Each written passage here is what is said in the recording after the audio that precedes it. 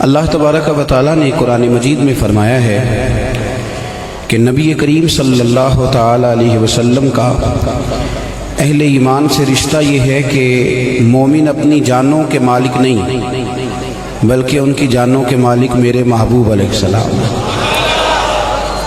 اور پھر فرمایا گیا کہ مومنوں کی جانیں ان سے زیادہ قریب نہیں، میرے محبوب مومنوں کی جانوں سے بھی ان کے زیادہ قریب ہیں۔ یہ دو معنی اس آیت کے بیان کیے گئے، النبی اولا بالمؤمنین من انفسہم، یہ نبی مومنوں سے ان کی جانوں سے بھی زیادہ قریب ہیں۔ کچھ رشتے ایسے ہوتے ہیں جن رشتوں کا احساس سے پتہ چلتا ہے کہ اس میں شدت کتنی زیادہ ہے۔ احساس ہوتا ہے رشتے کا تو اندازہ ہوتا ہے کہ اس کی شدت کتنی زیادہ ہے۔ ماں اور بیٹے کا رشتہ، باپ اور بیٹی کا رشتہ، ان کو الفاظ میں قید نہیں کیا جا سکتا، بلکہ جب بیٹا کبھی پریشان ہو تو پھر پتہ چلتا ہے کہ ماں کا اس سے پیار کتنا ہے، اور اگر ماں کبھی بچھڑ جائے تو پھر کوئی اسے دیکھے کہ اس کا اس سے پیار کتنا ہے۔ کچھ رشتوں میں شدت ہوتی ہے۔ نبی کریم صلی اللہ تعالیٰ علیہ وسلم کا جو مومنوں کے ساتھ رشتہ ہے وہ شدت والا ہے، اس میں شدت ہے۔ ہماری ملت کا وہ نوجوان جو بظاہر نماز نہیں پڑھتا، کم آتا ہے، داڑھی بھی نہیں رکھتا، اور چہرہ دیکھنے سے اس کا لباس بھی اسلامی محسوس نہیں ہوتا، لیکن جب اس کے سامنے محبوب پاک کا نام لیا جاتا ہے اور رسول کریم کی بات کی جاتی ہے، اس کا چہرہ جب کھلتا ہے تو محسوس ہوتا ہے مصطفیٰ کریم سے رشتہ کتنا مضبوط ہے۔ یہ جو شدت ہے نا رشتے کی، ایک بات سمجھ لیں، کچھ رشتے ایسے ہوتے ہیں جن کی شدت ہوتی ہے، اور شدت کے ساتھ پھر وہاں وحدانیت بھی ہوتی ہے۔ والد ایک ہوتا ہے، چچا تو 15 بھی ہو سکتے ہیں، چچا 15 بھی ہو سکتے ہیں، باپ ایک ہوتا ہے۔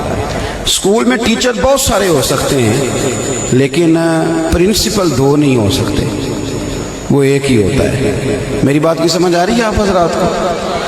یہ مزاج ہے دین کا، اس مزاج کو سمجھیں۔ رب ایک ہی ہے، دوسرا ہو سکتا یہ ممکن ہی نہیں۔ اسی طرح آخری نبی بھی ایک ہی ہے۔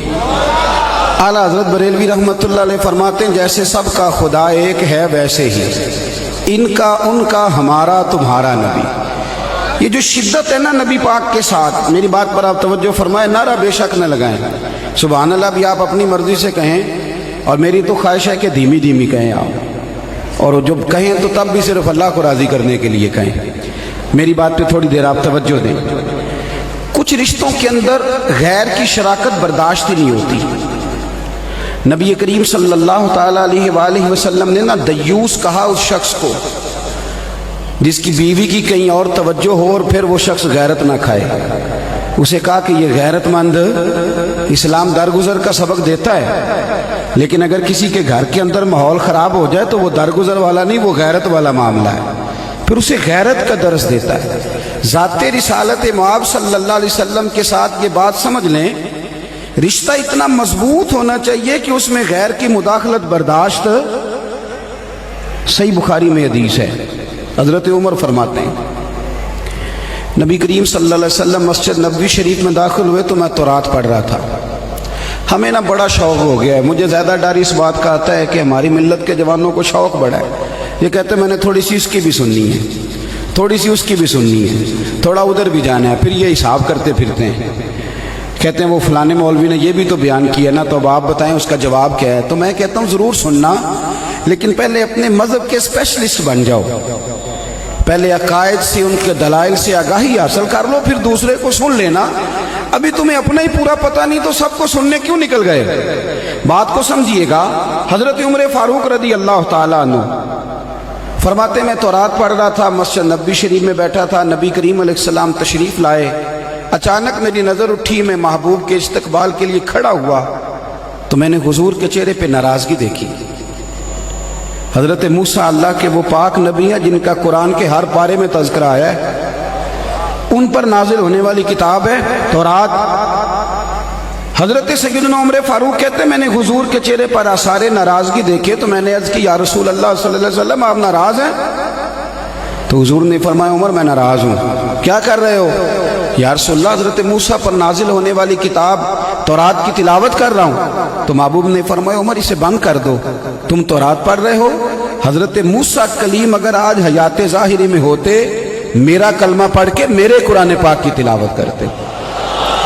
اس بات کو سمجھیں، یہ رشتہ غیرت والا ہے، اس میں غیر کی شراکت پسند، بولیے غیر کی شراکت پسند۔ حضرت بابا فرید الدین مسعود گنج شکر رحمت اللہ علیہ کے نا ایک بڑے منظور نظر خلیفہ ہوئے جن کا نام تھا جمال الدین ہانسوی۔ یہ اتنے محبوب تھے بابا صاحب کو کہ بابا صاحب نا ان کی وجہ سے ان کے گاؤں رہے 3 سال جا کے ہانسا میں، بڑے محبوب تھے۔ بابا صاحب کسی کو خلافت نامہ دیتے تو کہتے میرے جمال سے سائن کرا لو۔ تو حضرت بابا جمال الدین لاڈلے تھے نا، تو لاڈلے پھر لاڈلے ہی ہوتے ہیں، لیکن میری رائے یہ ہے کہ لاڈلوں پہ آزمائشیں بھی زیادہ آتی ہیں۔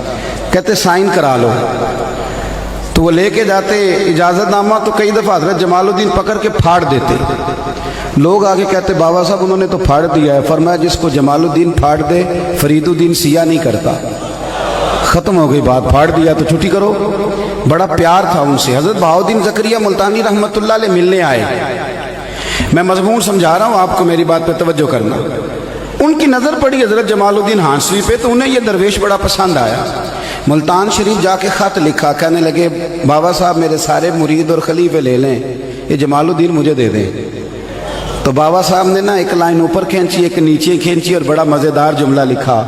کہنے لگے بہاؤالدین کمال کرتے ہو، کوئی اپنا جمال بھی کسی کو دیتا ہے، کوئی اپنا جمال بھی کسی کو دیتا ہے، یہ تو نہیں نہ ہو سکتا، یہ میرا جمال ہے۔ اللہ اکبر۔